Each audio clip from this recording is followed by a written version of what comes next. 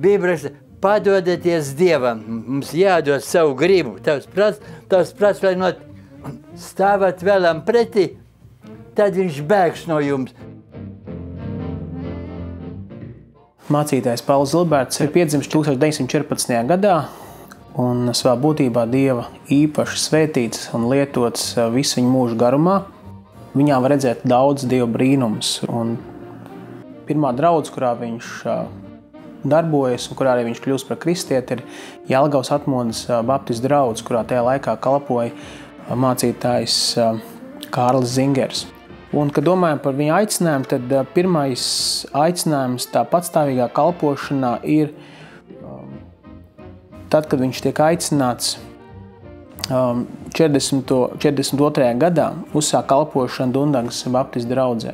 Viņš ir kalpojis daudzās Latvijas draudzēs, piemēram, jau minētā Dundaga, Sīkraga baptistu draudze, Lielierbas, Ventspils, arī Liepājas Pāvila, Ilaiķu draudze, tā ir Lietuva, kā arī draudzes Jūrmala ciemā vai Skatrē, un Rucavā arī pēdējās divas draudzes ir Mērsaks un Auce.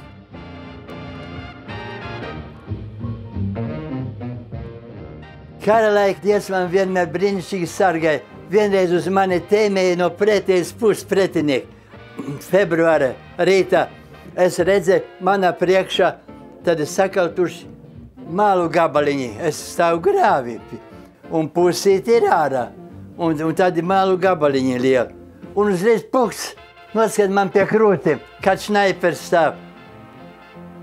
Viņš satrāpīja to malu gabalu, un tas malu gabals izšķiras miltīs uzreiz. Manā priekšā nav vairāk pazuda, jo tā bija sprākstoša lode, kuras sprāks cilvēku iekšien, bet viņš satverat tādu mazu nav, kā kartpelielama. Tur vulēja tas nav malu gabaliņš. Un uzreiz pukt, un viņš man pazuda tas gabaliņš. Smilti, sprākstoša lode viņa trāp, tā drusi tā pa zemu tēmē, vai drusi tā augstāk. Tā viņa būs trāpējuši man iekšien, un te iekšā, bet Dieva engels piespieda, un viņa aizgāja tālu vada vairs neder. Kā cilvēki par viņu sacījuši, ka viņš jau šeit dzīvo kā debesīs. Un arī viņa paši sacītie vārdi par viņu dzīvi, kā Dievs ir vadījis cauri viņu no tā brīža, kad viņš kļuva par kristieti, gan kara laikam, esot gan Vācu armijā, vai arī vēlāk Krievu armijā, vai apcietinājumā un cietumā, kur visur viņš ir izmantojis iespēju sludināt. Viņš nav tērējis laiku, ko Dievs ir devis, viņam ir pār pa 90 gadiem, bet no tā brīža, kad kļuva par kristieti, var teikt viennozīmīgi, ka viņš nav tērējis nevienu no savas dzīves dienām, lai tā vienkārši to pavadītu.